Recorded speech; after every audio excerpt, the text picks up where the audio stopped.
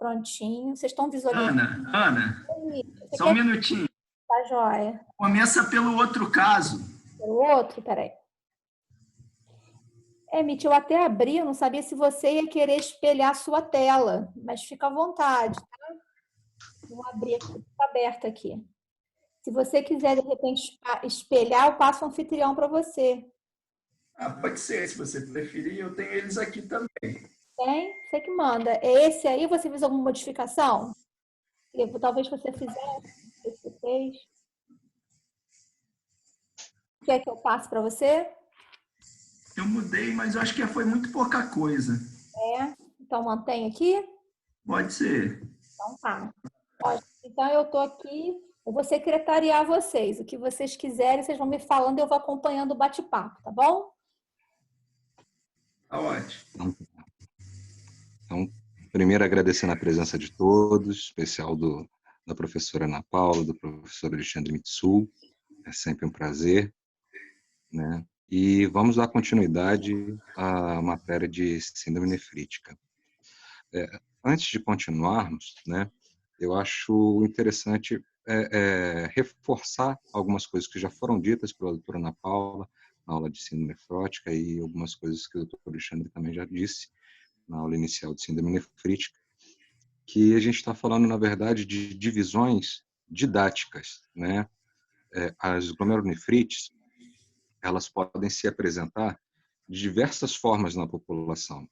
E, inclusive, no mesmo indivíduo, ela pode, durante sua evolução, se apresentar de formas diferentes, né? Então, você tem essas glomerulonefrites apresentando-se, às vezes, com síndrome nefrítica, às vezes como síndrome nefrótica, às vezes com síndromes mistas, que a doutora Ana Paula já falou, nefrítico-nefrótica. Muitas vezes ela vem com uma hematúria isolada, às vezes os pacientes têm uma hematúria e têm proteinúrias assintomáticas, ou então, às vezes, eles cursam de uma forma com perda da função renal rápida e a gente chama de glomerulopatia rapidamente progressiva. Então, são divisões mais didáticas, fica mais fácil para quando a gente se depara com um paciente, né, ter um planejamento de como agir, né, das principais causas, mas é uma divisão mais didática.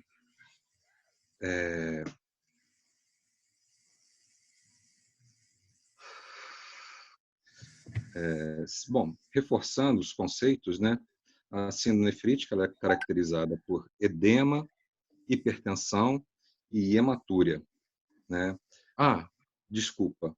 Outra classificação, outra divisão também que a gente tem das glomerulonefrites, né, são entre primárias e secundárias, né? Então, primárias é quando está restrito ao glomérulo. E as secundárias é normalmente quando vem em decorrência de uma doença sistêmica, um quadro infeccioso ou uma neoplasia. Tá?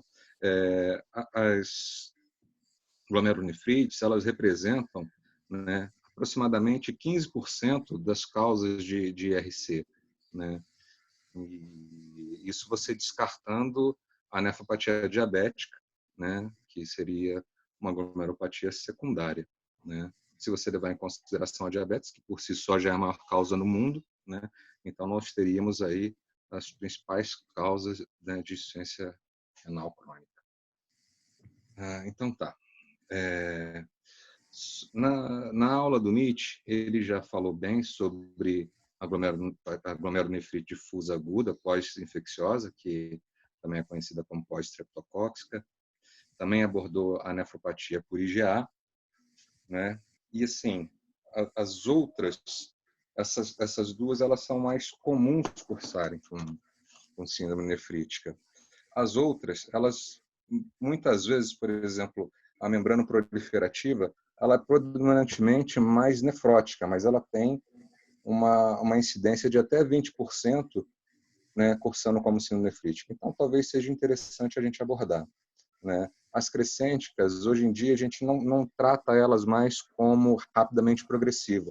Esse termo caiu um pouco em desuso, já que a gente sabe que várias glomerulonefrites podem cursar com perda de função rápida, então as crescentes ficam mais para para um termo mais usado em diagnóstico anatomopatológico, né?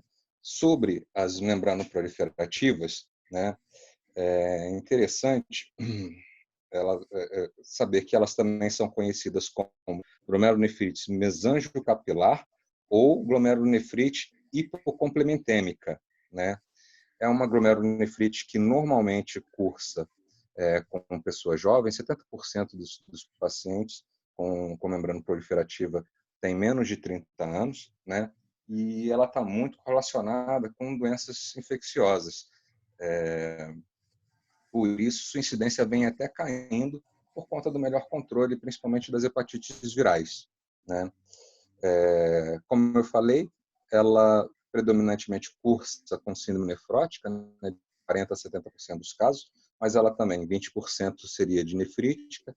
Ela também pode vir com uma hematúria e proteinúria assintomática, algo em torno de 20 e poucos por cento. A hipertensão é comum em praticamente todos os casos, tá? E a hematúria microscópica também está presente em praticamente todos os casos, tá? A função renal é comum a gente encontrar já perda de função já na primeira consulta, na primeira avaliação. E ela tem uma divisão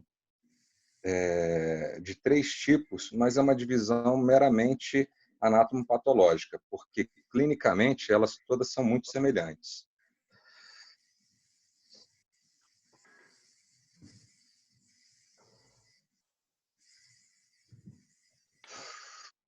O que indica para a gente um pior prognóstico seria a presença de insuficiência renal, né, já na primeira avaliação, uma hipertensão arterial, uma síndrome nefrótica, a presença de crescentes e lesão túbulo-intersticial, né? A classificação dela, né, não influi, né, na evolução, nem no prognóstico, né? E o tratamento, em específico, no caso com IECA ou BRA, ele é para todos os pacientes, né? E principalmente as crianças se beneficiam mais com tratamento com corticoide. Tem vários estudos já pacientes com um pouco mais de idade e que não conseguem demonstrar muito bem uma boa eficácia dos corticoides. Acho que assim, dando uma pincelada, né, sobre a membrana proliferativa, seria acho que as coisas mais importantes que a gente precisa saber, tá? Os casos clínicos vão complementar as outras causas, né, de síndrome nefrítica. Então, como são casos muito ricos, eu acho que não compensa a gente falar sobre algumas delas, porque a gente perde um pouco na discussão dos casos.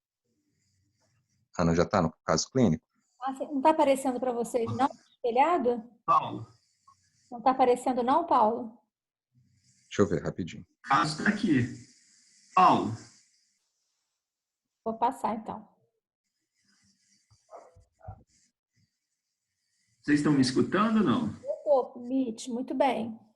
Não sei se o Paulo está me Show, tô vendo. escutando. Tô vendo sim, Mitch.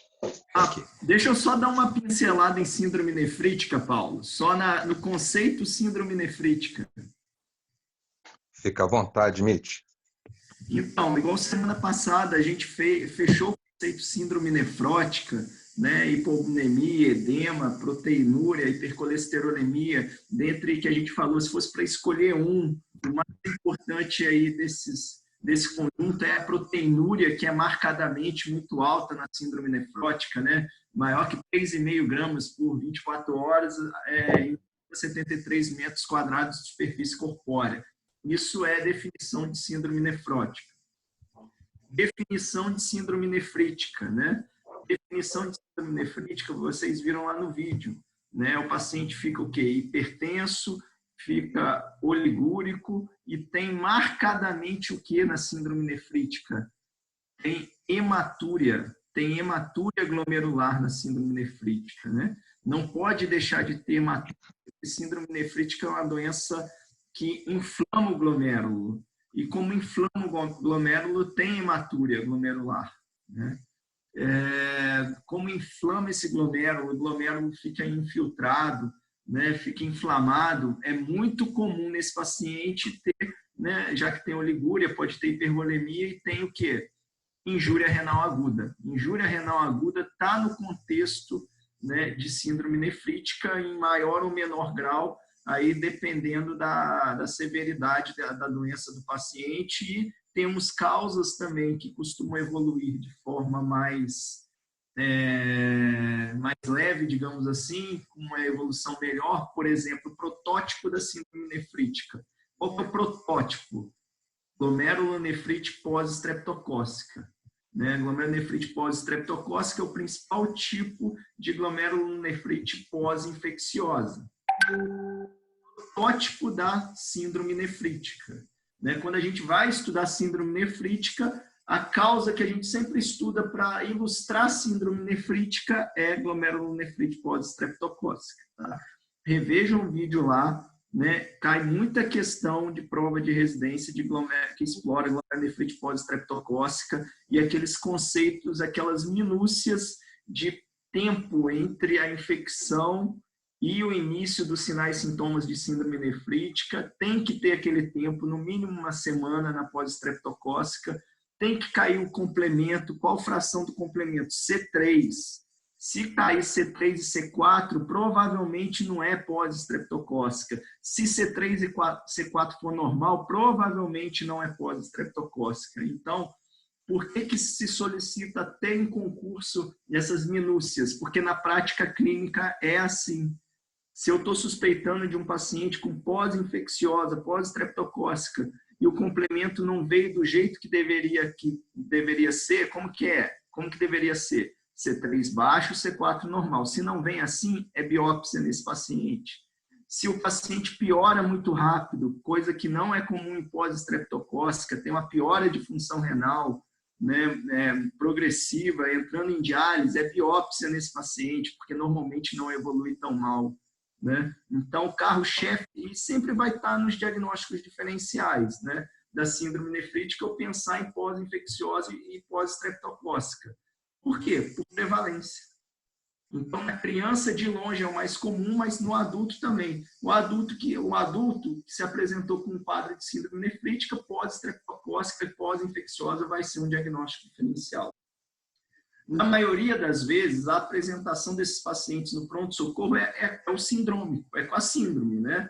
O paciente não chega no pronto-socorro e fala assim, doutor, eu tive uma infecção há 3 semanas atrás, eu tenho uma glomerulonefrite pós-estreptocócica. Ele chega com o quê? Doutor, eu estou urinando pouco, minha urina está escura. Então, a maior parte das vezes, o diagnóstico que se apresenta para a gente é o sindrômico de síndrome nefrítica, e a gente vai correr atrás da provável etiologia, certo? Em alguns casos, poucas vezes, né, a gente pode ter um problema já diagnosticado, por exemplo, um paciente está tratando endocardite no hospital, sopro, febre, né, cardiopata, fez eco, vegetação, fez diagnóstico de endocardite, aí evolui na enfermaria, depois de alguns dias com piora de função renal, urinando pouco, EAS com hematura e proteinúria. O paciente deve ter o quê? Uma síndrome, pode ter uma glomerulonefrite associada à endocardite. É um diagnóstico que vê depois, mas na maior parte das vezes, o paciente chega para a gente com um diagnóstico síndrome.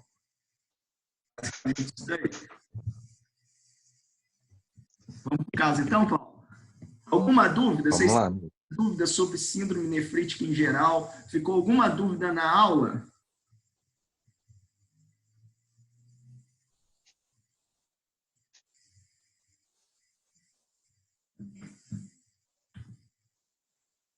Então, vamos lá para o caso. Bom, anamnese. Identificação. FAT, sexo feminino, 65 anos, viúva, doméstica, aposentada, residente Engenheiro Paulo de Frontin, com a queixa principal de tosse e pneumonia. Próximo. Professor, o caso que está aparecendo para a gente está diferente. É o outro? Ok. A gente inverteu, Paulo. Ok, tá ok. Eu ajeito aqui. Desculpe.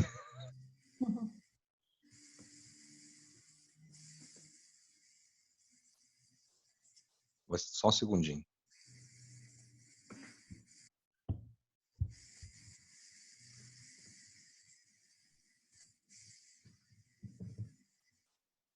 Acho que agora vai. Só um segundo.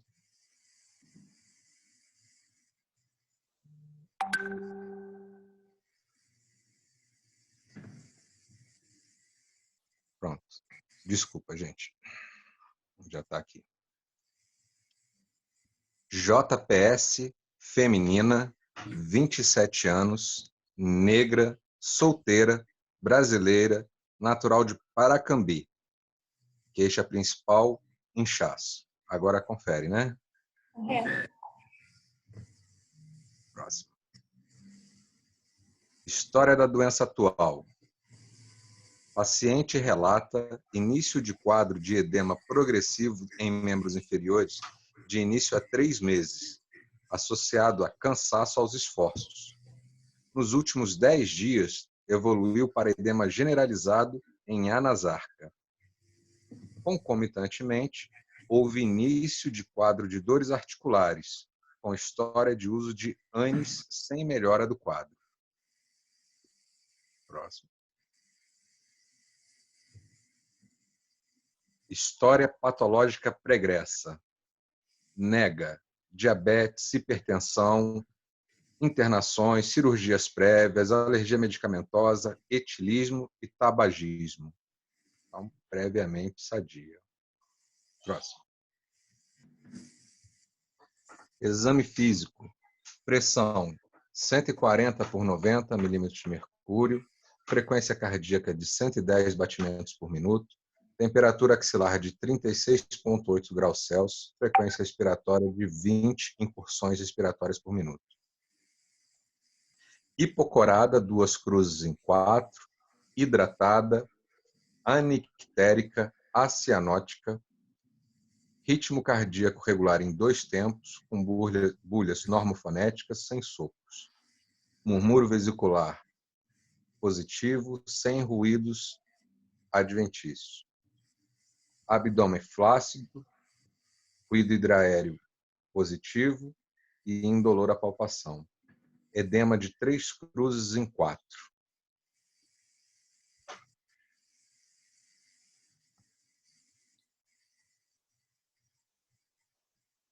Desculpa. Hipóteses diagnósticas. Sindrômico. Então, é um paciente que vem queixando de inchaço. Paulo, deixa o povo falar. Ah, sim. E aí, galera, como que vocês conduziriam esse caso agora? Né? Aqui tem que agradecer quem fez o caso, né? São 2 casos que a gente vai ver, 2 casos reais do UV, tá? De pacientes que a gente até acompanha, que foi um apresentado na Liga de Nefrologia, e, junto com o simpósio com reumato, e o outro caso foi, acho que numa sessão do internato. Então, vamos... Paulo, vamos fazer um bate-papo, né? Tem algumas respostas aqui, ó. Síndrome anêmica, síndrome edemigênica. Tem 2 alunos que colocaram síndrome edemigênica.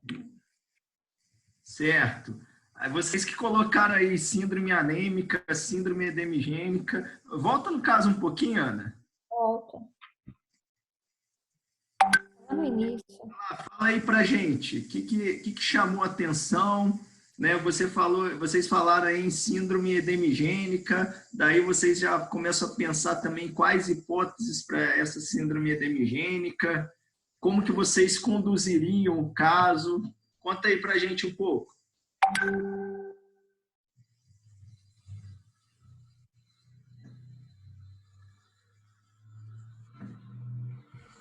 Então, de início, a gente pode pensar esse paciente pode estar desenvolvendo uma insuficiência cardíaca, né? Ela tem cansaço aos esforços, de início lento, né? Progressivo, e começou com edema em membros inferiores e evoluiu para a nasarca. Dá para pensar em insuficiência cardíaca, eu não sei se seria, mas também insuficiência hepática, pode estar desenvolvendo algum problema por conta da... Mas bem que ela não bebe. Mas seria uma outra hipótese diagnóstica, né? Eu pensaria em lúpus também, porque é mulher, é nova e tem dor articular, né? Pode ser uma nefrite lúpica, não sei. Boa hipótese. Só que lúpus já seria assim um diagnóstico mais o quê? Vocês têm a concepção bem formada entre diagnósticos sindrômicos e etiológicos? A diferença disso daí?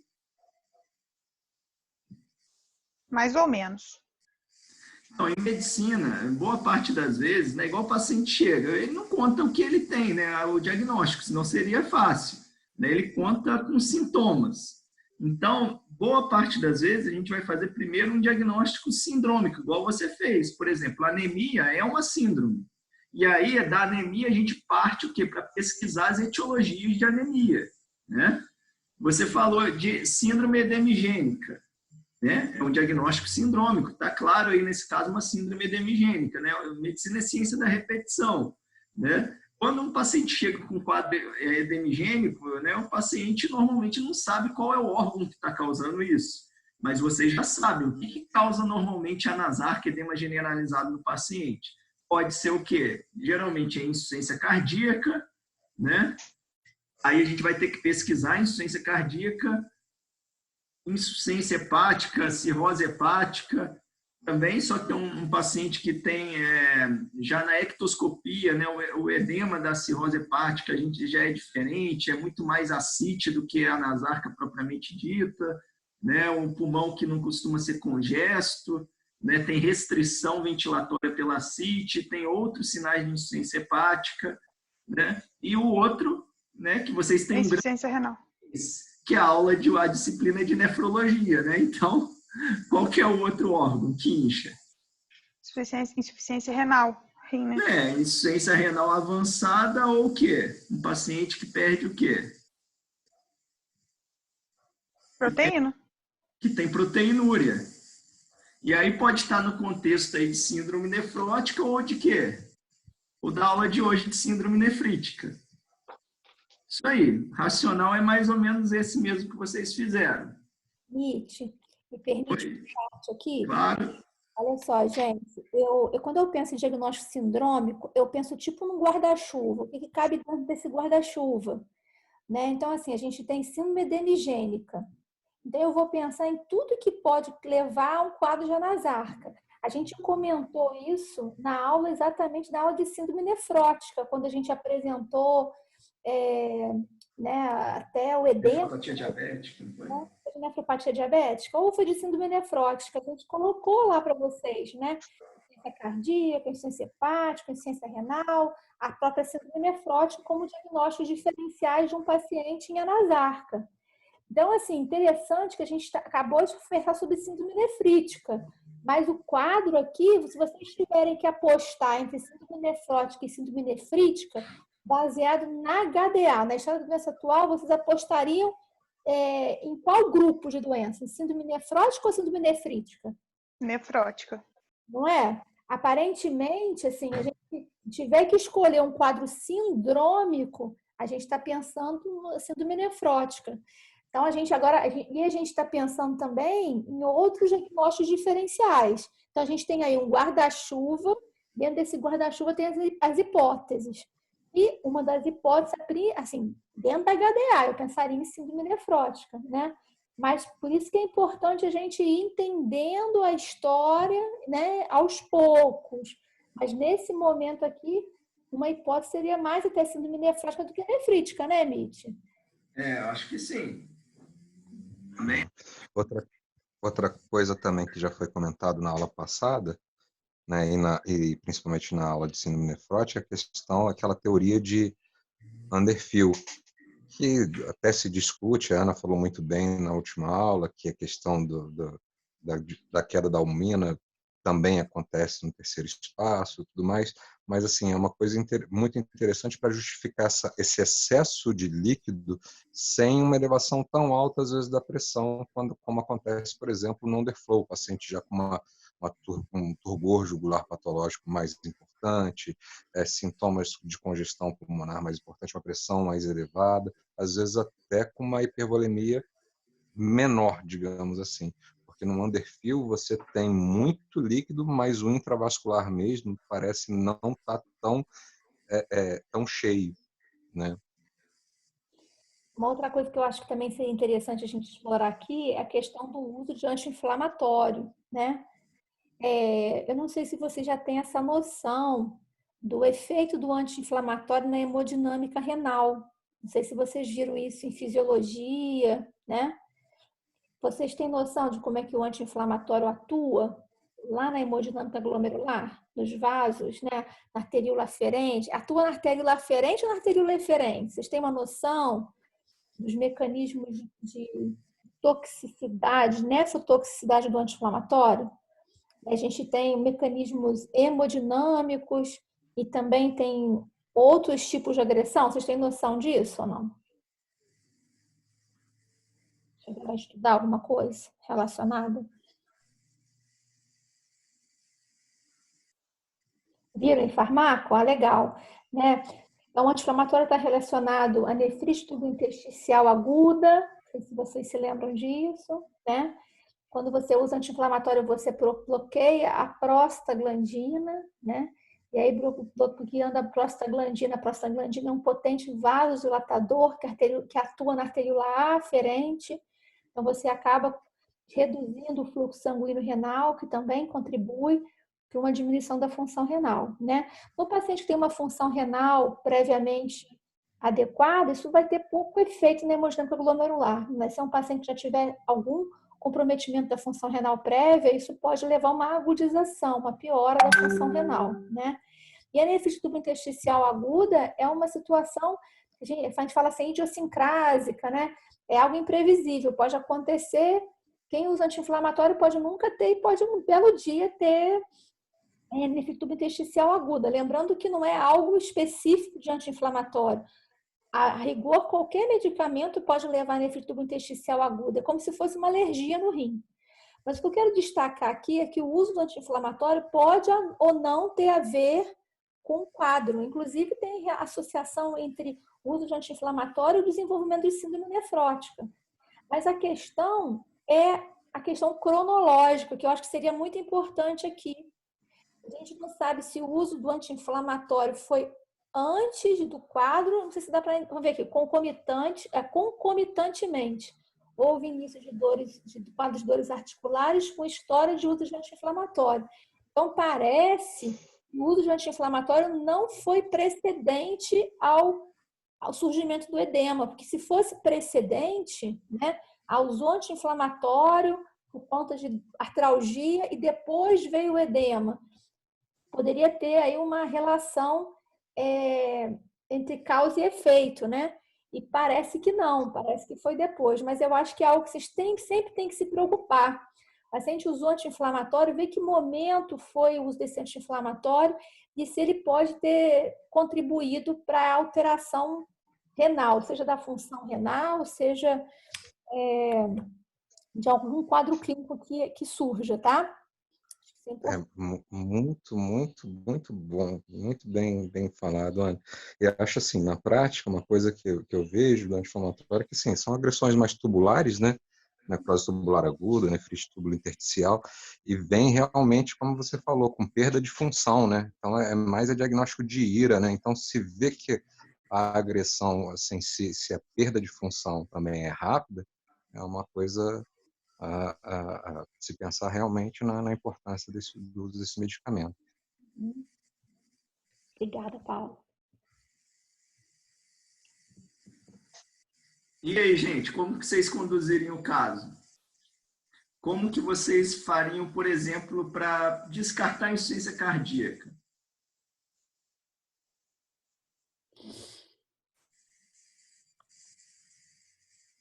A gente ainda está falando sem exames, tá? ECG, eco. Passa o próximo, Ana. Uhum. O eco a gente tem uma precisão melhor, né? O eco, o eletro também tem uma sensibilidade razoável para a insuficiência cardíaca, mas o diagnóstico de insuficiência cardíaca é eminentemente o quê? Clínico, critérios de Framingham, né? Quais seriam dados no exame físico mais específicos que falariam a favor de insuficiência cardíaca. Passa mais um, Ana. Uhum. Que, assim, convenhamos, síndrome edemigênica é uma coisa muito inespecífica, né? Várias coisas causam síndrome edemigênica. É lógico que parte daí a gente pensar nas hipóteses. Mas, por exemplo, no exame físico ou mesmo na história, o que falaria a favor de insuficiência cardíaca? Dispneia progressiva? Dispneia progressiva seria uma, mas só que dispneia progressiva acaba que entra também um paciente com outras causas também pode ter. B3, alguém colocou aí B3, realmente B3 é uma especificidade maior para insuficiência cardíaca. Não é 100% também, tá? Porque um paciente que vai ficando hipervolêmico por uma glomerulonefrite, às vezes pode adquirir uma B3. Mas tem alguns sinais. B3 mais o quê? Estertores bilaterais de forma mais precoce. Enfim, é lógico que isso daí teria que ser corroborado. Assim. Eu sei que o diagnóstico, a gente fala que é clínico, é Framingham, mas na prática clínica, né? Não sei se vocês concordam, Ana e Paulo, né? O exame complementar bem indicado, ele é fundamental na prática médica em alto nível hoje em dia, né? Nenhum lugar de alto nível que você pensou em insuficiência cardíaca vai realmente sair sem um ECG e um eco, verdade seja dita. Beleza, mais ou menos por aí que a gente descartaria a insuficiência cardíaca. E o que faria vocês pensarem no quadro renal, para investigar mais a fundo esse quadro renal? Não vou nem falar do hepático aqui, não. Ô, Ana, Paulo, vou perguntar para a Ana, que é a chefe da cadeira, né? Mas a gente... O que é? Oi? Vou falar uma frase polêmica que eu venho falando muito ultimamente, mas que eu posso ser preso.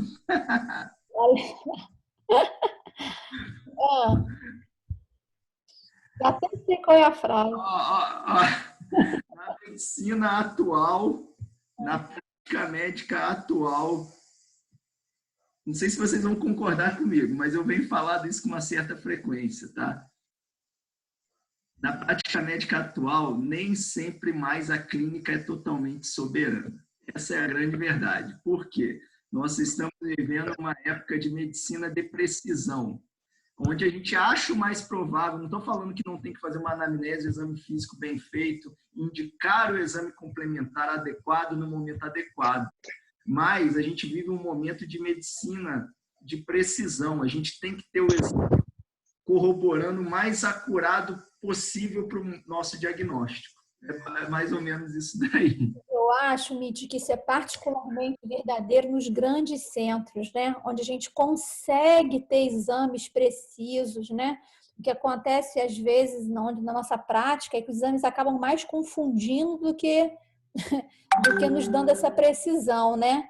A gente vai ter que trabalhar bastante aqui no interior para poder a gente ter uma acurácia, né? uma confiabilidade, uma credibilidade nos exames. A gente sofre ainda muito com isso, né? Então, a questão da clínica ser soberana, eu acho que você tem que ter muita certeza do que você está fazendo, saber por que você está pedindo aquele exame, porque você tem que ter uma análise, para poder fazer uma análise crítica desse resultado. Mas, sem dúvida, né, a tecnologia ela veio para até substituir algumas situações, né? Igual, por exemplo, né? Fala assim, vamos palpar o rim. Pô, a melhor palpação do rim que existe, que é? Ultrassom beira de leito, né? Sem dúvida. Sem dúvida.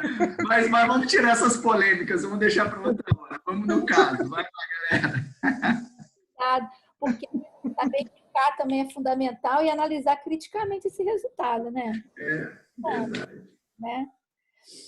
Mas, assim, eu acho que a questão da insuficiência cardíaca, às vezes, gente, a gente não consegue excluir só com a clínica, né, Mitch? E aí a gente acaba pedindo exame ECG e eco, né, para poder nos dar um respaldo se realmente é ou não é, né? Porque hoje a gente tem essa facilidade de acabar pedindo um exame complementar, mas baseado numa hipótese diagnóstica feita a partir da anamnese Exato. física, né? Não é sair atirando para todo lado, né? Sim. Então, depois chega o resultado, você vai fazer o que com ele? Tem que se virar. Alguém colocou lá, ó, hipertensão ou hematúria. Então, você pediria o quê? Quais exames? Vai lá.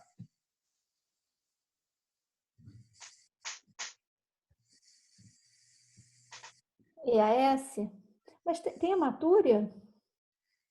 Onde que vê essa hematúria? Não, eu estou perguntando como que ele faria para investigar, entendeu? Esse quadro endemigênico. Ah, sim, quer investigar. Exames complementares, que eles já teriam pedido. Muito bacana o que o Eduardo colocou, porque ele colocou aqui a presença, que se eu entendi direitinho, mas ele quer investigar a possibilidade de ter componentes nefríticos, né? Isso, bacana. Eu estou com um paciente, uma situação clínica aqui que me remete à possibilidade de síndrome nefrótica, né? Mas eu não posso simplesmente entender que é síndrome nefrótica. Eu tenho um paciente que está hipertenso também, né?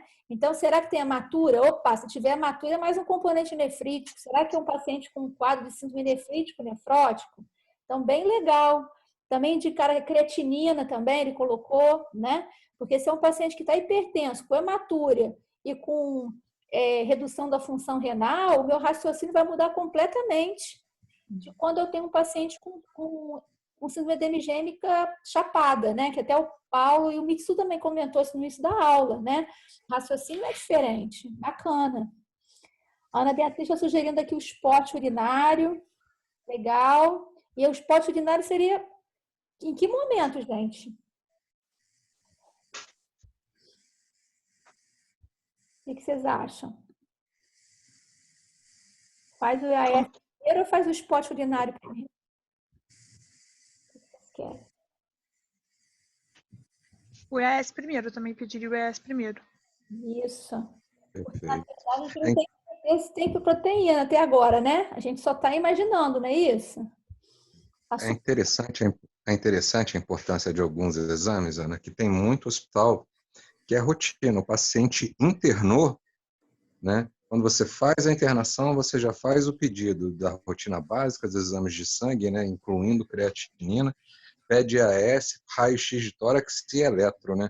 Você vê, a importância desses exames é tanta, a gente está botando mais pilha na discussão que você estava tendo com o Nietzsche, que, assim, qualquer paciente que dá entrada no hospital, independente da causa, em muitos hospitais já ganha esse pacotinho de exame, né? Ai, mas eu posso, ô Paulo, assim, vou fazer um contraponto, né? Essa questão, a gente tem que ter muito cuidado com a questão do custo, né? Porque eu estou na gestão, né? Se a gente ficar tendo um custo desnecessário, porque isso eu até entendo para uma situação de grande demanda, né? Um hospital muito grande, às vezes você tem dificuldade de controlar aquilo, mas é complicado você, tipo, um pacote de exame para todo mundo, né? Você acaba fazendo exame desnecessário, né?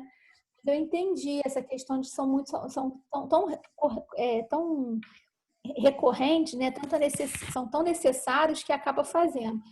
Só acho um pouco complicado em termos de gestão do recurso mesmo, porque especialmente no sistema público, né, os recursos são muito escassos. E mesmo no sistema privado, se a gente onerar muito, daqui a pouco ninguém consegue pagar o plano de saúde, porque a sinistralidade vai ficar muito alta. Então, a gente tem que tomar muito cuidado de evitar também fazer um desperdício de recurso. Mas eu entendi o seu ponto. Eu chamo esse pacote, Ana, até internograma completo. O paciente interno, todo mundo lá no PS pede tudo, né? Pede basicamente isso, né? Pois é, mas isso tem um custo, né? A inflação médica, ela é muito alta, que é a inflação mesmo, porque é complicado, né? A gente, É verdade. né? Mas eu entendo. Vamos lá, ó. Hemograma é válido? A Ana que colocou hemograma completo. Sim, por quê?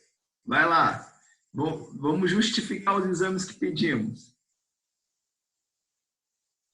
Para esse paciente, a princípio, ele está anêmico. Então, a gente precisa ver Aham. quanto que está a hemoglobina desse paciente. Beleza, justificou. Vamos lá, EAS. Quem falou EAS? Eu tinha uma staff, né? Não sei se foi staff da Ana também, que ela era assim, se eu pedia um negocinho, ela tinha que responder por quê. Era ela. Uma das staffs que eu mais aprendi, um mísero sódio, eu tinha que falar por quê. É ela. Deve ser ela. Hein? Aí, é a mesma, a própria, é a Elad, né? Legal. Vai. Investigar anemia, EAS.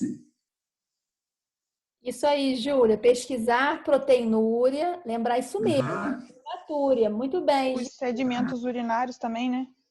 Ureia e creatinina, né? O paciente pode estar com piora de função renal. Acho que já colocaram ureia e creatinina aí. Colocaram, Eduardo colocou. Só assim, complementando aqui, a Júlia colocou a pesquisa de proteinúria e hematúria, né? E alguém falou sobre o sedimento, né? Na proteinúria a gente vai identificar na fitinha, em cruzes, né? Aí depois vai ter que quantificar. Vocês vão me contar como é que vocês vão quantificar depois. E a hematúria a gente vai ver tanto na fitinha quanto no sedimento, né? E aí que achado no sedimento falaria a favor de uma hematúria de origem glomerular. Se eu encontrar isso no sedimento, essa hematúria tem origem... Isso, Eduardo, cilindro hemático. Muito bem. Se tiver cilindro hemático, fechou, que eu estou diante de um paciente com... Doença glomerular. Doença glomerular, muito bem. Isso aí. Ótimo. Beleza. Só de potássio, precisa? Precisa, porque na síndrome nefrítica a gente pode ter hipercalemia, não é? O paciente pode estar evoluindo com disfunção renal, né? Então, potássio é interessante. Sódio é um paciente que está o quê? Com distúrbio de volemia clinicamente, então é bom para ver também se não tem hiponatremia associada e tal, né? Está justificado também. Mais algum exame? Tem mais uns aí que vocês poderiam aí onerar o sistema nesse caso aí. Pensa aí. Estão pensando em síndrome nefrótica, estão pensando em síndrome nefrítica. Pensa bem, não autoriza não. Né, Paulo? Né, Mitch? Ana, não te ouvi. Não, Paulo, eu tô falando que se eles têm que pedir certinho, senão a gente não autoriza, né? Ah, claro. Complemento vai pedir, mas primeiro você vai ter que fazer o diagnóstico de síndrome nefrótica ou síndrome nefrítica, né? Mas está certo. Olha só, se vocês pensarem, né, para eu pensar em síndrome nefrótica, quais são os critérios de síndrome nefrótica? O que está faltando? Ó, essa paciente tem edema.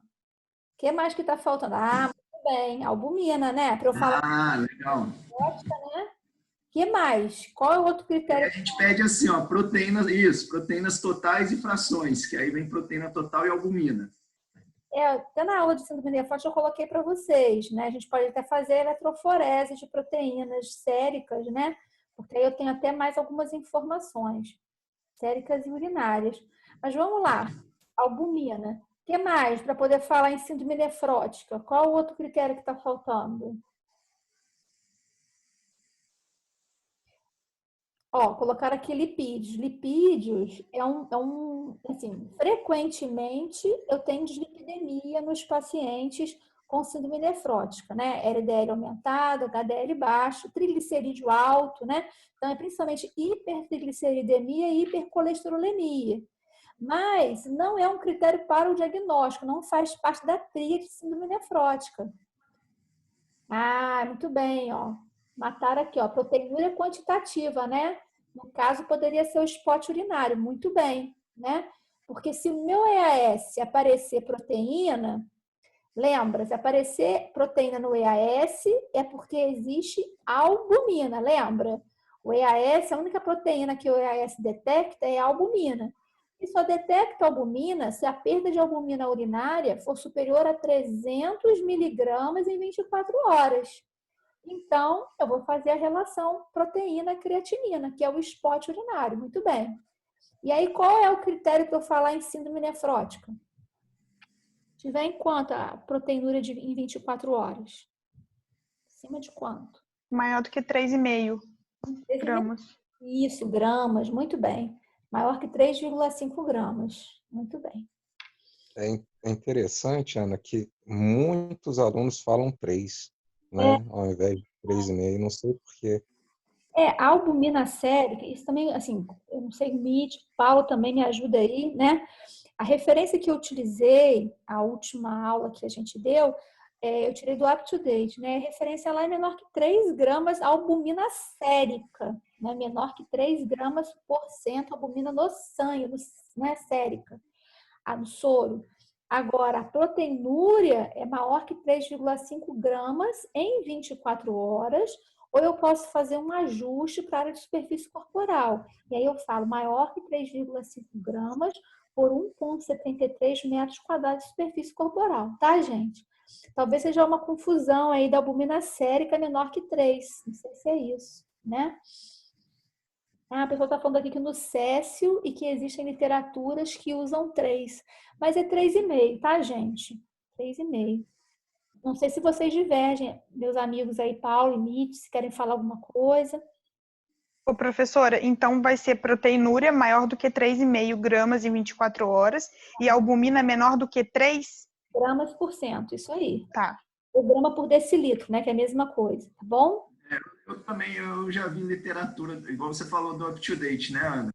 Uhum. Mas eu vejo literatura 3,5. É que, assim, 3 ou 3,5, na verdade, assim, se você for ver também, o contexto do paciente em geral, em termos de propedêutica e conduta, também vai pouco diferir, se for 3 ou 3,5, principalmente a gente falando em proteinúria, né? Uhum. É isso aí. Assim, se vocês quiserem guardar um ponto de corte, que é mais assim, mais um consenso, é 3,5, né? De proteinúria, tá? Em 24 horas. Mas pode ser que vocês encontrem alguma bibliografia. E na prática, né? É o que me diz, né? Às vezes você vai encontrar lá 3,4. Né? Aí não vai biopsiar, o de 3,5 você vai, assim, tipo, caprichosamente, né? A sua conduta não vai mudar. Não vai mudar muito, né?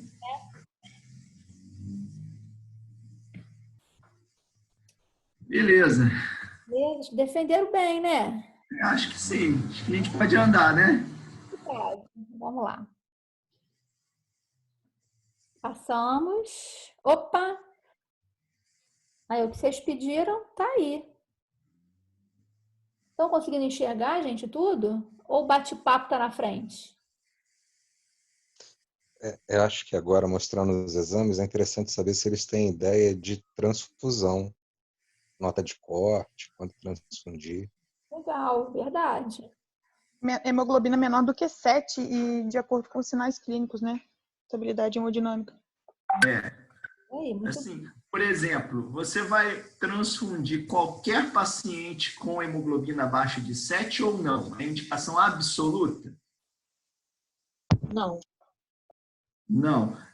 Qual que é a indicação absoluta da transfusão?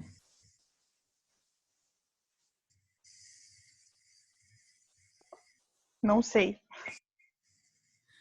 É um paciente com hemoglobina, geralmente. Às vezes, por exemplo, choque hemorrágico é uma coisa um pouco diferente, em termos de que vocês já estudaram choque hipovolêmico, classificação de choque hemorrágico 1, 2, 3 e 4? Não. Ação em clínica cirúrgica, alguma coisa assim? O que acontece? No 3 e 4, classificação 3 e 4, o paciente tem um choque hemorrágico, um sangramento por hemorragia digestiva alta, sei lá, um acidente que perdeu sangue, está perdendo sangue total, né? Então, vou dar um exemplo de hemorragia digestiva alta. O paciente está classificação 1, PA está normal, nem taquicardia o paciente tem. 2, paciente está taquicárdico com PA normal. 3 e 4, o paciente já tem hipotensão. Então, 3 e 4, independente de hemoglobina, esse paciente já tem que tomar transfusão. Porque como o cara perde sangue total, às vezes, na hora que colhe o hematócrito e hemoglobina, pode dar até 8, 9, 10 de hemoglobina e hematócrito. Não, hematócrito 30, 40, porque perdeu sangue total, entenderam? E não deu tempo de diluir. Isso é choque hemorrágico. É muito mais clínico. Não existe hemoglobina hematócrito.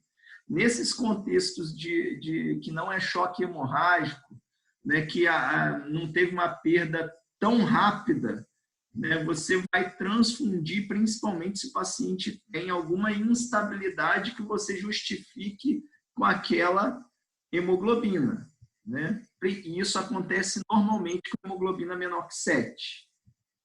Né? Tem algumas controvérsias na literatura, né? Até trials randomizando transfundir com 7 versus 9 em alguns cenários específicos, né? Mas a maioria aí, né? A indicação realmente precisa é quando você tem uma hemoglobina baixa, principalmente menor que 7, e tem, por exemplo, hipotensão postural, ou o paciente está com sangramento ativo e vai baixar mais ainda.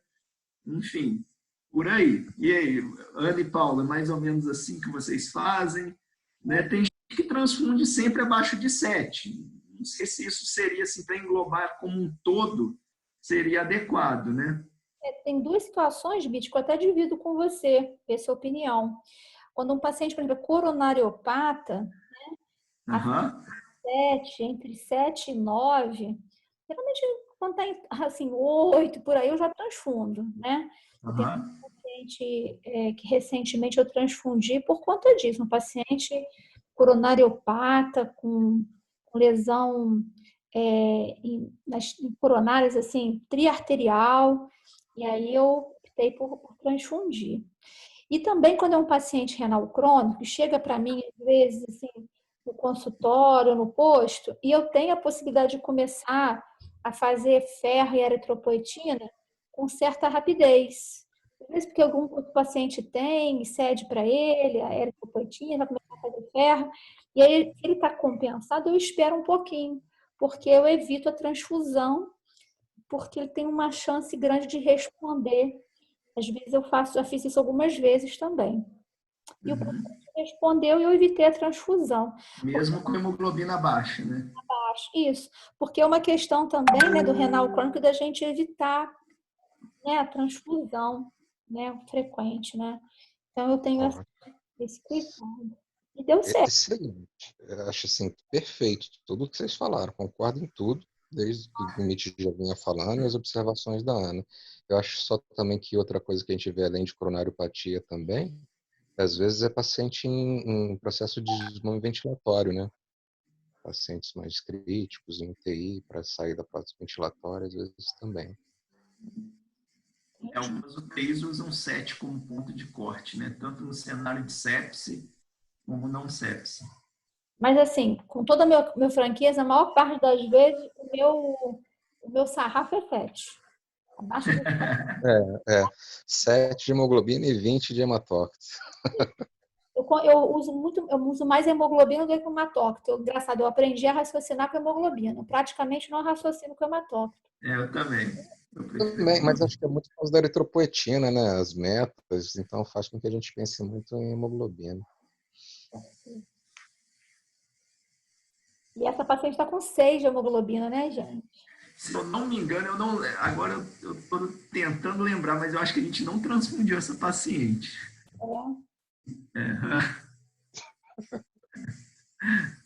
Acho que a gente foi transfundir depois para fazer uma outra coisa. Eu posso ser 200, eu estou até imaginando.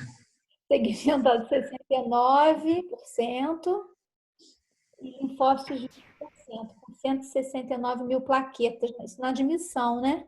Ô, professor, mas essa paciente, nesse contexto, mesmo ela tendo hemoglobina baixa, ela não, ali no exame físico, ela não tinha instabilidade hemodinâmica. Ela estava até com a pressão assim, alta, né? Estava 140. Por isso que eu falei que a gente não transfundiu no início, entendeu? E a frequência cardíaca também. Então, é por isso que não transfundiu, né? E também nesse contexto, essa paciente está com uma tendência de ter o quê? Hipervolemia, não é? Demasiada, hipertensa. Às vezes a gente transfundir, a gente deixa ela mais o quê?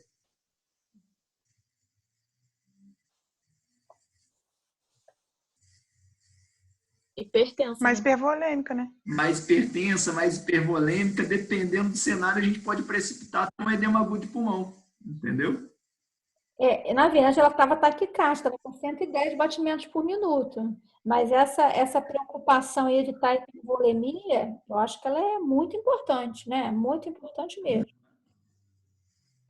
Ó, para ficar de aprendizado para vocês, não vamos entrar muito nesse mérito, senão a gente não sai daqui hoje. Bora. O paciente transfunde e depois fica dispneico e pulmão branco. Você tem 2 diagnósticos diferenciais que você sempre fica na dúvida. Vocês sabem quais são? Depois vocês estudem mais a fundo sobre isso. Olha como que a gente tem que pensar em transfundir. Edema agudo? Edema agudo é um, e o outro? Derrame pleural? Não. Alguém se respondeu SARA, né? Exato. A transfusão sanguínea, em alguns, é um número mais restrito de pacientes, pode evoluir uma síndrome tipo SARA, de inflamação pulmonar, né? E secundário a essa transfusão. Uma inflamação pulmonar e aí o paciente evolui mal, até mesmo em ventilação mecânica. Tá? Depois vocês estudem mais um pouquinho sobre isso, complicações de transfusão. Mas vamos voltar para o caso. O que tem de interessante aqui no caso que chama atenção? A creatinina dela subiu bem rápido. Teve uma elevação brusca, a ureia dela também tá alta. Tá com baixa de albumina, né? Tá com 2. Então, essa anemia, né? A piora rápida de função renal, né? Progressiva, uma albumina baixa.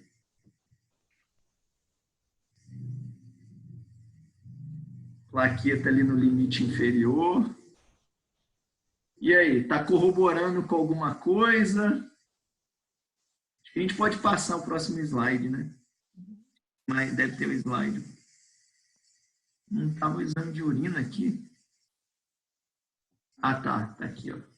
Pegou aí? E parece que tem um atrasozinho. Na hora que eu passo, demora um pouquinho para vocês visualizarem. Estou apagando aqui. Tem uma proteinúria nefrótica, né? Tem uma proteinúria nefrótica, isso aí. Pode passar?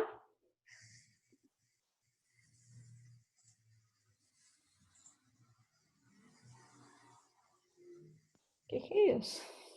Deixa eu ver se vai sair. Peraí. Saiu. Foi? Vocês estão conseguindo enxergar? Agora sim.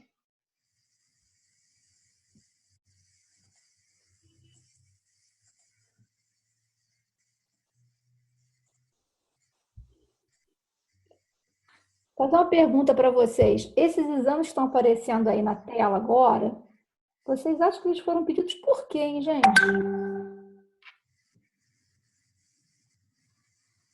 Aliás, vou fazer uma pergunta antes dessa.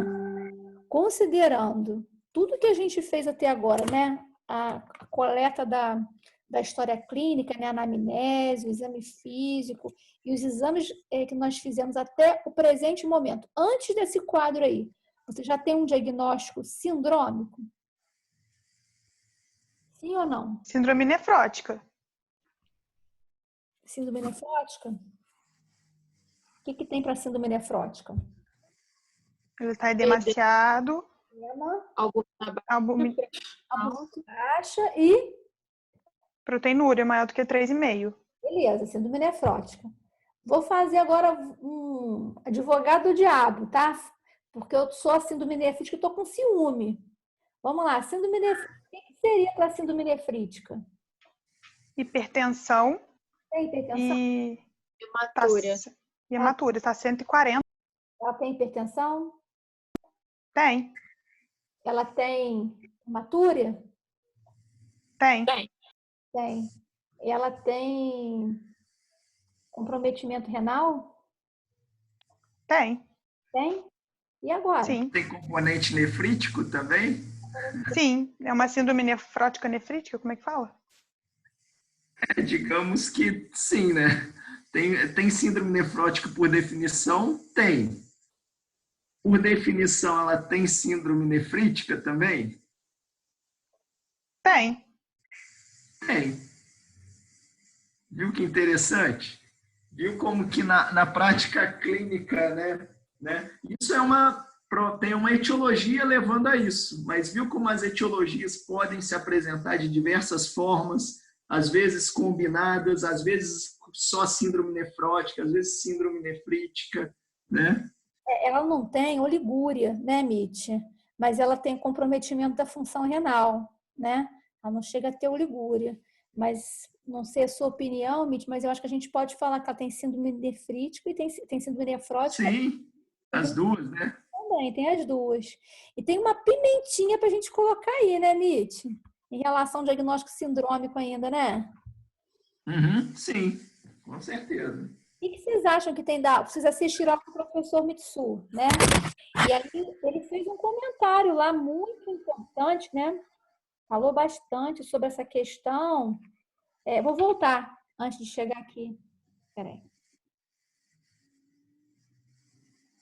O que tem assim que preocupa? Mais preocupa nessa paciente aqui? Se vocês fossem os médicos dessa paciente, vocês ficariam preocupados? Mas por quê? Olha para cá. O que mais preocupa vocês, olhando esses exames? Que a creatinina dela dobrou. E olha os dias. Como é que chama isso? Quando o paciente tem um aumento... Injúria renal aguda? Tá, mas... É uma ira. É uma ira. Dentro do...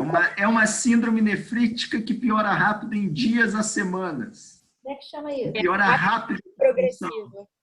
Hã? Oi? Glomerulonefrite rapidamente progressiva, não é isso?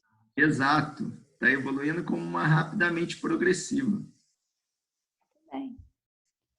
Tá, aí a gente chegou... A causa de síndrome nefrítica pode evoluir com rapidamente progressiva, mas existem algumas que fazem isso com maior frequência. Vocês sabem quais? O professor Alexandre falou isso na aula. Eu acho que eu não falei, não, essa parte. Eu falei da definição, mas eu acho que eu não falei das causas. Falei? Falou. Falei? Falou sim.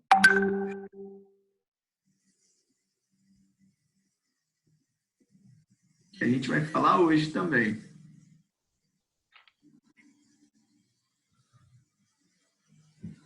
Repete a pergunta, por favor, porque o meu bem deu um erro no som. Existe qualquer causa de síndrome nefrítica pode evoluir com piora rápida de função renal, de forma rapidamente progressiva. Qualquer causa, até após estreptocócica. Só que não é comum dela evoluir assim tão mal. Mas existem algumas causas que evoluem frequentemente de forma assim, muito grave, que é a forma de apresentação delas assim. Quais são essas causas principais que evoluem assim, como rapidamente progressiva?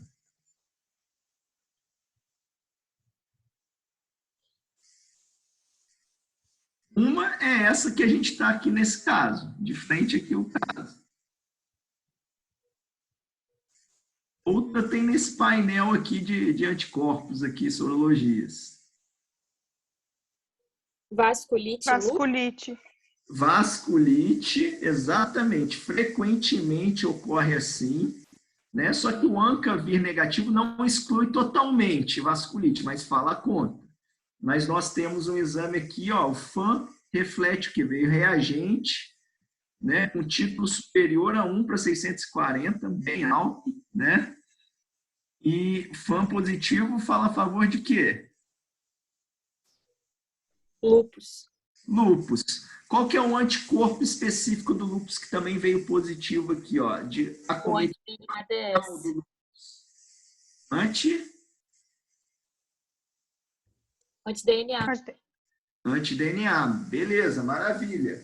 Lembra que eu falei com vocês que o complemento não é específico de uma causa, de uma etiologia. Porém, cada etiologia se comporta com o complemento do jeito que ela se comporta. É raro, raro, raro, por exemplo, uma doença que acomete o paciente e o complemento é daquela maneira, você pediu o complemento e ela havia errado. Vocês conseguiram compreender ou não? Ficou confuso? Aqui está o C3 e o C4. Como é que veio o C3 e o C4?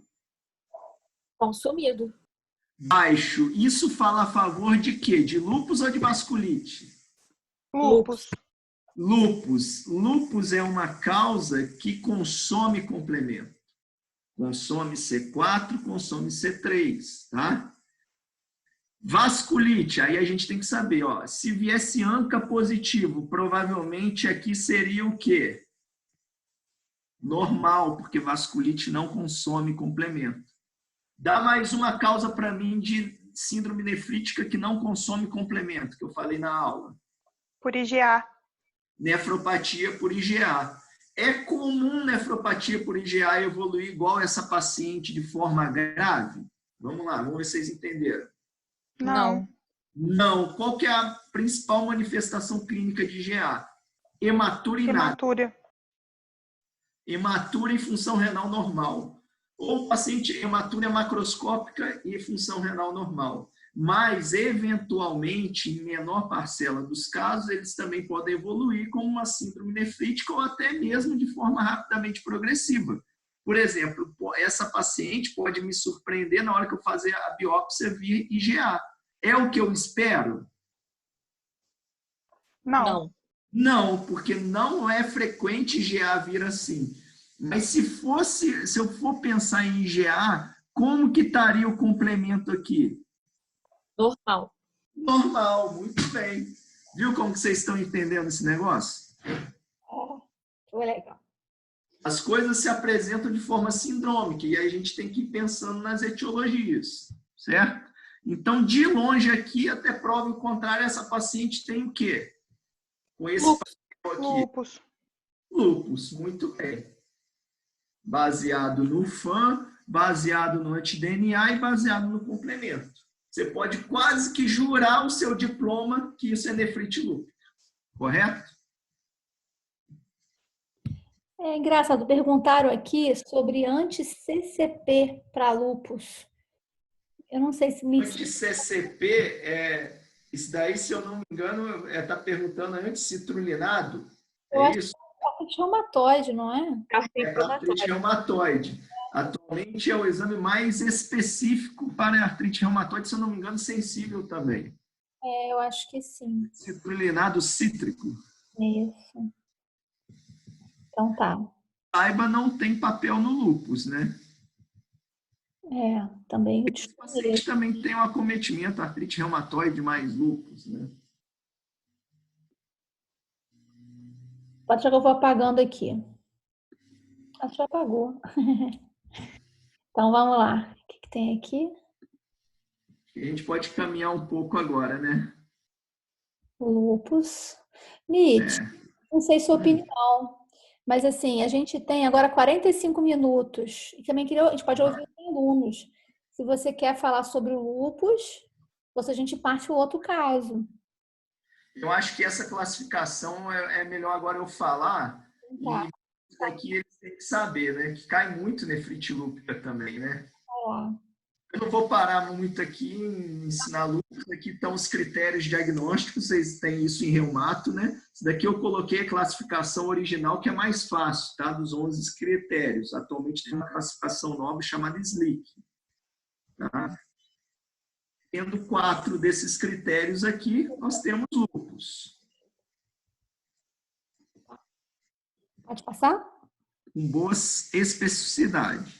Sim. Aqui uma tabela mostrando os principais anticorpos e o que ele significa no lúpus. Acho que o que vocês têm que guardar aqui, principalmente, é o anti-DNA, né? Olha a prevalência aqui, 70%, 80%. E o que vocês têm que guardar do anti-DNA? É um anticorpo ligado à doença renal do lúpus. Tá? O anti-SM, Mitch, também acho que é um anticorpo importante no lúpus em si. Isso. né? Porque É o mais específico, né? apesar de ser pouco sensível, né? Aham. Mas ele é altamente específico. Então, acho que é um marcador importante para vocês saberem, né? O anticorpo epitelial. Anti-RO é interessante também, relacionado a Sjögren, né? Relacionado a lúpus FAM negativo. Enfim, tem várias perguntas que exploram também anti-RO, fármaco induzido e tudo mais. Acho que sabendo isso daqui, né? Vocês sabem boa parte aí o beabá dos anticorpos do lúpus. Beleza.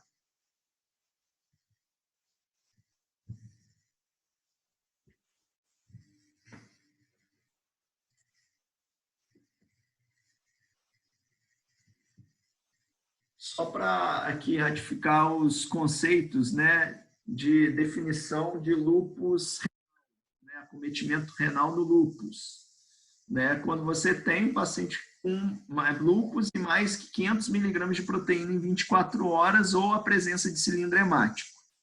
A classificação antiga falava cilindros celulares, mas assim, o específico do lúpus é cilindro hemático, que reflete hematoma glomerular. Né?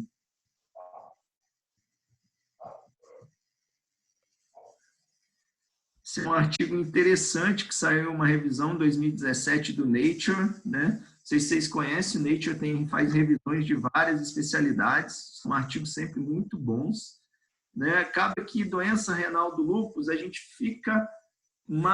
estuda mais em relação ao glomérulo, tanto é que a gente estuda nefrite lúpus, doença glomerular.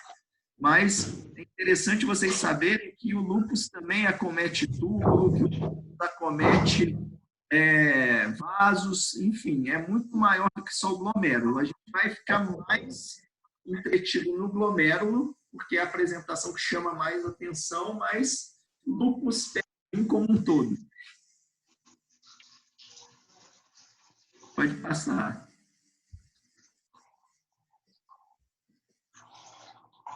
Essa é a classificação clássica da OMS, tá? É uma classificação que não é a mais atual, mas eu acho interessante que ela é bem didática, tá? Bem didática. Divide em classe 1, 4, 5 e atualmente tem a 6, né? Que é doença renal crônica já avançada em diálise, provavelmente secundária ao lúpus. Você tem que guardar dessas definições. Classe 1 é o paciente que tem glomérulo praticamente normal, né? Atualmente não se chama mais na classificação atual de normal, chama mesangial mínima. Mas, enfim, é o paciente com lúpus e não tem nada, tá? Não tem hematúria, não tem hipertensão, não tem disfunção renal, não tem nada.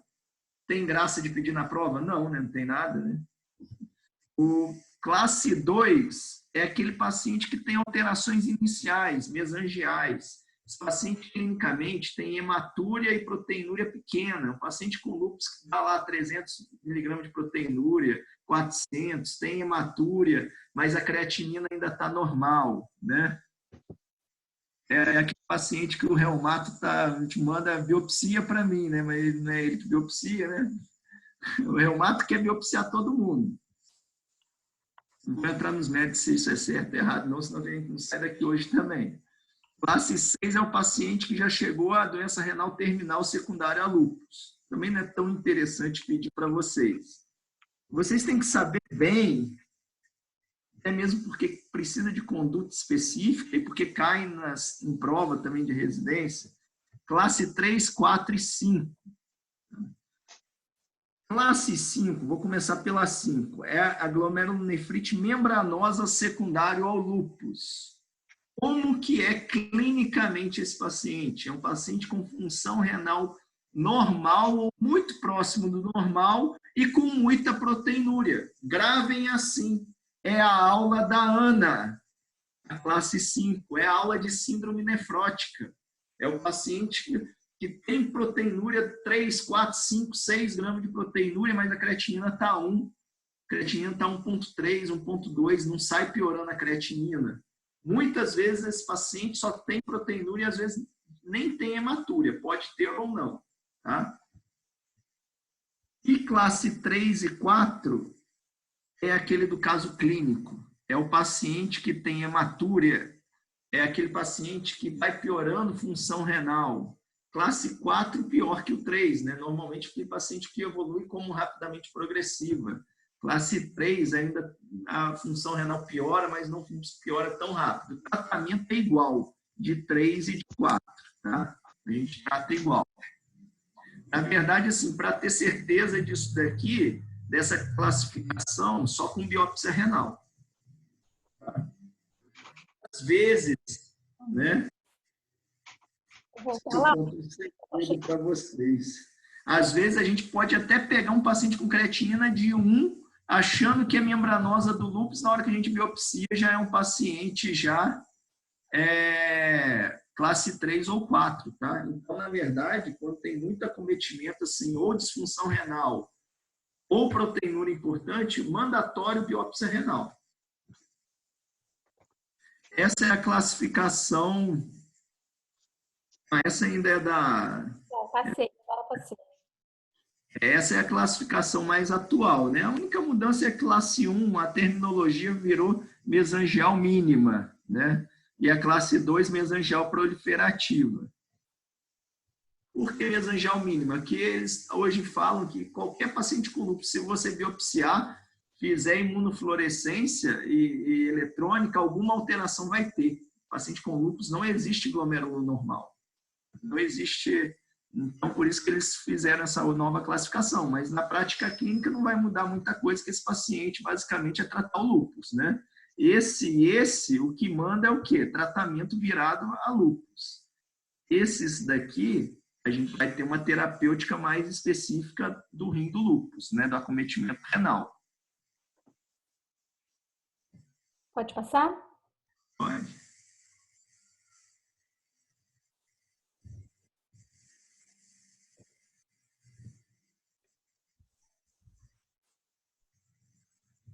Pode passar, e vai descer as indicações aí de biópsia renal em paciente com lúpus. Basicamente, indicação de biópsia renal e lúpus, né, paciente com proteinúria importante ou piora de função renal. Né, nos guidelines, eles trazem, né, o paciente tem 1 grama de proteinúria ou até mesmo 500 miligramas com hematúria, biópsia, né? Não sei vocês, né? Sim, eu acho assim, não é que é desnecessário, mas assim, a gente tem muita dificuldade de realizar biópsia renal, né? Então, se a gente for adotar esse meio grama, 500 miligramas para biopsiar todo mundo com lúpus, a gente não consegue, para falar a verdade, na nossa prática, né? E pesar risco-benefício, né, Mitch? Qual é o benefício, né? Assim, Será que vai ter uma conduta específica, né? isso aí. No nosso serviço, a gente tem feito mais assim com um corte de 1 grama, pelo menos, né, sem disfunção renal, ou quando a creatinina está aumentando, aí não tem jeito, né? Independente aí do grau de proteinúria ou hematúria. Mitch, eu não sei se você vai comentar a indicação de biópsia em paciente com rapidamente progressiva, né? Que aí sim, esse é mandatório. Ana, Mitch, você deixa pode só para... biópsia, né? Aquela questão de, né, se você tiver dificuldade em biopsiar, né? Paulo, você quer falar? Desculpa, Paulo. Sim, não, antes de mudar o assunto, porque o Mitch estava falando ainda das classes lá da lúpica, é interessante que ele estava falando a questão de 1 grama de proteína, porque assim, existe uma correlação, né, das classes com os sintomas, né? Então você vê que a proteinúria ela está maior justamente no 3, 4 e no 5, né? Na 1 e na 2 normalmente cursa com a proteinúria menor. Então, essa questão do corte, né, que ele estava falando de esperar 1 grama, coisa e tal, normalmente tem uma correlação com a clínica também. Se for biopsiar todo mundo, normalmente você vai pegar aí 1, 2, não vai mudar muito, entendeu? É verdade, 1 e 2 você não trata, né, Paulo? Então, né? Assim, então tem muita... Eu queria, eu não sei se vai estar mais para frente, Mitch, a questão da rapidamente progressiva, e aí você me ajuda se você achar que não está correto. mas o que eu sempre tive em mente foi o seguinte, né? Um paciente com rapidamente progressiva, a importância de a gente agir com rapidez, né? É tão grande que se eu tiver dificuldade de fazer biópsia, morosidade na realização ou no resultado dessa análise A gente trata logo, né? Uma urgência médica, né, Ana? exatamente, trata antes, né? Então, assim, mesmo, não vou conseguir fazer a biópsia, trata. Não, eu vou conseguir fazer a biópsia, faz a biópsia, trata e aguarda o resultado, né? Assim, Vou falar a nossa experiência aqui, minha e do Paulo aqui no UV, né? Esses pacientes que internam, até tá demorando, né? Por ano aí a gente recebe em média uns 2, 3 rapidamente progressivos, né? Acho que o Covid espantou até esses pacientes também. Esses pacientes, como aqui a gente não tem análise da biópsia e até autorizado também demora, né? A gente faz realmente isso que você falou. A gente já começa a pulsoterapia com metilprednisolona, né, que cabe para a maioria dos pacientes com rapidamente progressiva. Pede as sorologias, que também vão para fora, demora um pouquinho, mais ou menos uma semana, e faz a biópsia assim que possível. Normalmente a gente consegue biópsia para esse paciente, por exemplo, demora uns dias para autorizar, talvez aí uns 3, 4 dias, e aí depois da coleta ainda demora aí no mínimo uma semana, porque a nossa análise vai para São Paulo. E aí eles mandam para a gente, né, o resultado por e-mail. Mas, enfim, isso aí foram uns 10 dias. Num rapidamente progressivo, se a gente espera 10 dias para pulsar o doente, o paciente já perdeu o rim ou a vida, né? Então, a gente faz realmente isso, né? Mas, professor, uma dúvida. Essa paciente aí, ela é classificada, ela entra nessa classificação de rapidamente progressivo por conta da creatinina dela estar aumentando? Sim. Uhum. É uma definição tanto quanto arbitrária, né? Eu gosto das coisas muito objetivas, né?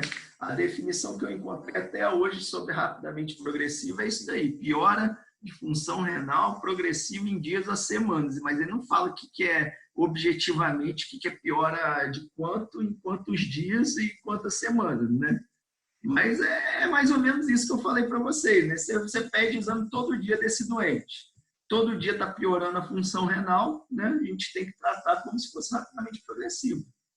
a gente entende, está correndo ali uma tempestade inflamatória, né? E se você não for rápido, aquele processo ele vai esclerosar, vai fibrosar e aí depois você não vai conseguir mais atuar, né? Então, você tem que agir enquanto o processo está em atividade ainda com inflamação, né, Mitch? Depois que Aí. já era, aí você não consegue mais, não tem mais efeito, né? Assim que a gente lida com essa situação. Mas eu concordo que o diagnóstico fica muito em aberto, né? Pode passar? Pode, né? O tratamento desse paciente com classe 3 ou 4, né, com metilprednisolona, 1 grama, 3 dias. Depois a gente coloca prednisona 1 miligrama por quilo. Isso daí fica por 6 meses a prednisona, sendo que no final de cada mês, se o paciente está respondendo bem, a gente pode diminuir um pouco a dose da prednisona. Mas é uma dose alta de corticoide mesmo, tá? E aí a gente faz associado ciclofosfamida ou micofenolato. Para quando o paciente tem piora progressiva, é uma creatinina muito alta, a maior evidência ainda é para ciclofosfamida, apesar de ter trabalhos com micofenolato falando que ele também pode ser usado, série de casos. Em paciente que tem classe 3 e 4 e a creatinina não é muito alta, aí parece que ciclofosfamida e micofenolato têm uma eficácia semelhante, baseado aí em evidência randomizada, tá? Na prática clínica, né, como tem essa série de casos, é porque não tem estudo randomizado grande. Parece que micofenolato também dá para os casos graves, tá? A gente tratou por muito tempo com micofenolato. Quando eu cheguei aqui em 2011, por incrível que pareça, tinha mais micofenolato para dar para o paciente do que ciclofosfamida. De uns anos para cá que a gente tem conseguido ciclofosfamida com o pessoal da ONCO. Então, a gente tem feito mais ciclofosfamida aí nos últimos anos. E micofenolato parece que também é mais indicado para pessoas da raça negra. Eu tenho uma paciente no consultório que está muito bem. E ela chegou para a gente com classe 4. Tá muito bem com o microfenolato. Muito bem mesmo. Uma coisa que é que nosso serviço também não atende tanto glomérulo, né? Mas, assim, serviço que atende muito glomérulo, até para nível de custo também, né? Ciclofosfamida, que faz uma vez por mês 1 grama em média, custa aí uns 150, 200 conto por mês, né? A gente, uma época, até andou comprando para alguns pacientes. E micofenolato já é uma coisa mais salgada. O tratamento mês aí fica aí em torno de R$ 1.000, R$ 1.500. Né? Então, a ciclofosfamida, em termos de custo, ainda é mais em conta. A glomerulopatia não é fácil, né, Mitch? Porque tem a questão do custo e tem a questão da disponibilidade, né? Exatamente. A gente acaba fazendo o que a gente tem para fazer. Né? O que dá para fazer, né? Cada vez que você tem um paciente com glomerulopatia, eu, pelo menos, eu faço assim. Eu tenho um paciente com glomerulopatia, eu vou lá, eu reestudo, né? Pego aquele paciente, estudo aquele caso, vejo qual é o tratamento mais indicado e vejo como viabilizar esse tratamento. Porque sempre complicado viabilizar o tratamento, né? Para mim é difícil viabilizar a biópsia, agora está até mais ou menos resolvido, mas é sempre uma questão. E o tratamento não é fácil, não.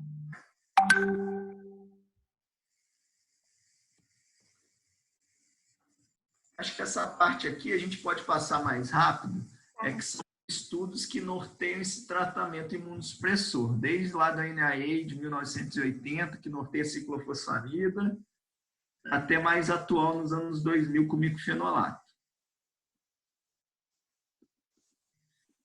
Um outro esquema para ciclofosfamida chamado Eurolupus, aqui toda a evidência que micofenolato funciona, mas principalmente em pacientes com creatinina o quê? Mais baixa. Voltei aqui. Uhum. Pode passar?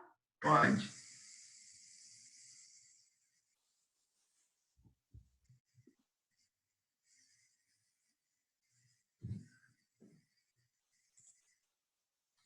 Aqui, ó. Alguma diferença.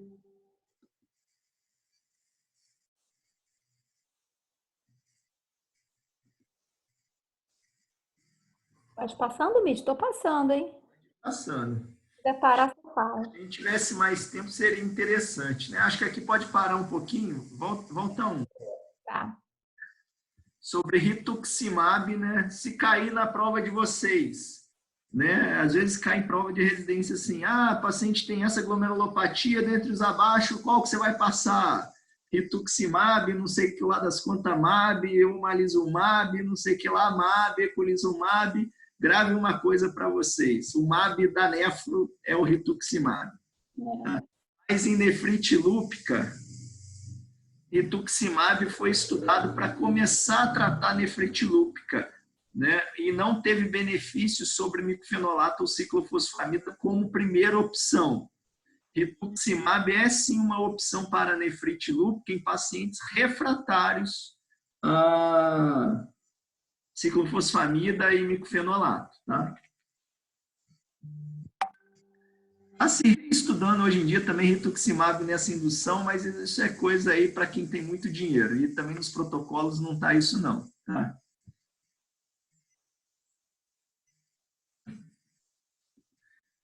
Tem um tipo de lúpus chamado lúpus 4+5, quando vem 4 e 5 na biópsia. Tem alteração de classe 4 e alteração de classe 5.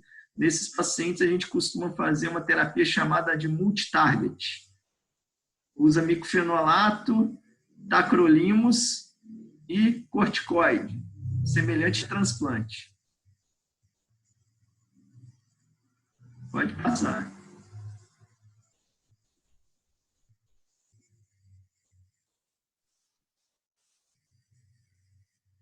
Sobre classe 5 do lúpus, né? É igual membranose idiopática, né? Há uma grande controvérsia se tem benefício de tratar ou não. Só achei um, né? E depois eu fui pesquisar revisões também, parece que só tem um estudo randomizado em paciente com classe 5 do lúpus. A maior evidência em nefrite lúpica é em pacientes com classe 3 e 4, então se tem muita dúvida. Né? Mas nos pacientes nefróticos tem uma tendência de fazer tratamento aí imunossupressor também. Aí fica a dúvida aí se faz ciclofosfamida, outros serviços fazem ciclosporina, outros fazem micofenolato, enfim. Há muita dúvida no que fazer em paciente com classe 5 isolado. Pode ver.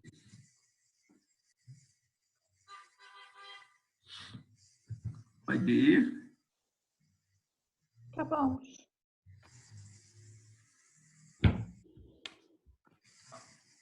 Alguém tem alguma dúvida sobre nefrite lúpica?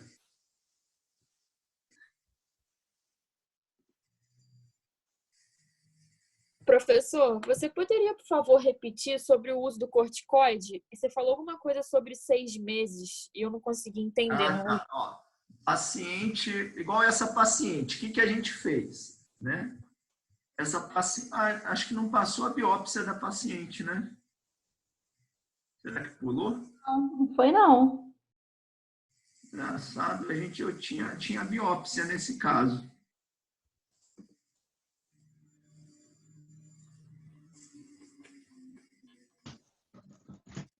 Mas tá lá no fim. O seu ficou sem, Ana, a biópsia? Não tem. Só que você colocou no grupo, Mitch. Tá sem, então. Deixa eu abrir aqui pelo grupo. Tem até aquele trabalho lá que a gente fez no fim, eu acho.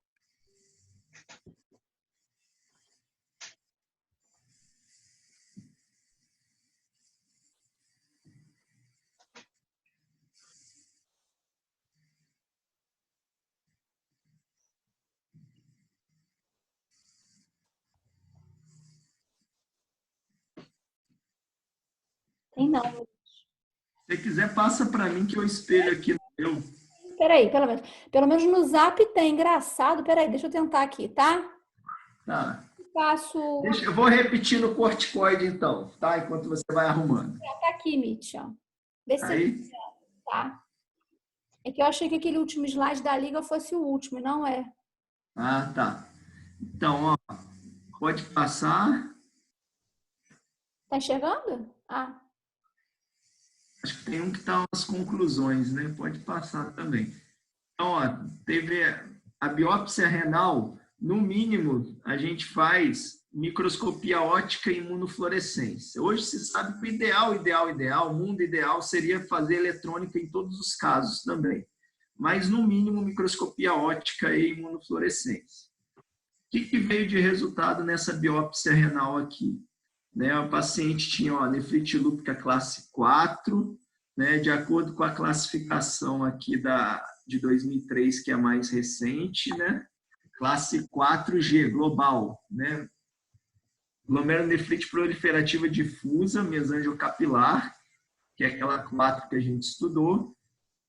Ó, sinais de cronicidade. Não tinha muito sinal de cronicidade, ó, mínimos sinais. Olha como que eu falei que acomete também o que? Túbulo intestício, apesar da gente estudar lúpus muito mais como doença glomerular. E quando a gente estuda nefrite lúpica, o resultado, eles costumam mandar 2 índices, um índice de atividade e um de cronicidade. E o que isso quer dizer? A gente torce para o paciente vir com muito mais atividade que cronicidade. Né? Que é aquela coisa que a Ana falou da tempestade de citocinas, da inflamação. Se a gente pega no momento precoce aqui, a gente trata e é eficaz, a paciente recupera a função renal. Se a gente pega o paciente muito acometido aqui, já com muita cronicidade, muita fibrose, a terapia não vai ser eficaz. Essa paciente tinha uma inflamação 10 em 24 aqui, índice de atividade, e a cronicidade baixa, 2 em 12. Então, é preditor que é bom fazer imunossupressão nessa paciente e que ela pode recuperar. Então, o que a gente fez para essa paciente? A gente pulsou ela com metilprednisolona, frasquinha de 500 miligramas, então faz 2 frascos, né? 1 grama por dia, por 3 dias. A gente pega, dilui no soro de 200, corre em 1 hora mais ou menos. Lembrar de fazer profilaxia para estrongiloidíase com ivermectina, tá? 1 comprimido para cada 30 quilos, 2 ou 3 comprimidos em média. Faz 3 dias de metilprednisolona, D1, D2 e D3. Depois desses 3 dias, a gente passa, por exemplo, se a paciente pesa 60, a gente passa prednisona 1 miligrama por quilo, 60 miligramas, e mantém. É corticoterapia por tempo prolongado. Tá?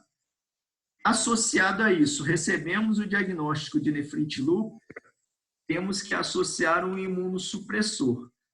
Eu não lembro na época, né? Eu troquei as datas ali para o caso, para a gente pensar mais, mas esse caso já deve ter uns 5 anos, né? Eu não lembro bem se a gente usou micofenolato ou ciclofosfamida para esse caso. Se eu não me engano, eu acho que a gente tinha micofenolato e mofetil. Aí a gente fez dose de indução de micofenolato, mas poderia ser micofenolato ou ciclofosfamida. Tá? Foi isso que a gente fez para essa paciente. E aí daí ela recuperou função renal, ficou bem. Por um tempo, depois, se eu não me engano, essa paciente teve recorrência do lúpus. Sanou a dúvida ou não do corticoide? Sim, eu entendi, mas outra coisa que eu queria saber também é que, por exemplo, nessa paciente não teve nenhuma medida de suporte, por exemplo, fez alguma restrição hídrica, fez Ah, alguma... sim. Isso daqui é o tratamento específico, né? Então, se a paciente está hipervolêmica, né, tem que fazer restrição hidrossalina. Diurético, pode tentar, mas tem grande chance de não funcionar. Mas a gente pode tentar dar diurético para ela, que ela está hipervolêmica. Tratar a hipertensão tem essas medidas também. Ah, piorou muito a função renal. Essa paciente, se eu não me engano, dialisou alguns dias, tá? A gente teve que dialisar ela alguns dias. Ficou em diálise, fez toda essa terapia específica, depois recuperou a função renal, saiu de diálise. Essa pergunta é importante, né, Mitch? Que são duas coisas. Uma coisa é a questão de tratar a doença, né? Isso. A etiologia, né? Tratar a nefrite lúpica. Outra questão é tratar o edema, controlar a pressão arterial, né? Manter a paciente clinicamente bem, estável, até para que ela possa passar por esse momento e responder ao tratamento da doença de base, né? Isso eu acho uma questão muito importante. Acabando aqui, deixa eu ver. A gente fez já tem alguns anos, esse número deve ter aumentado bastante, né, das biópsias que a gente fez no UV, né, que foi de 2010 a 2017. Né, a gente teve 8 casos de nefrite lúpica nesse tempo. Pode passar, Ana.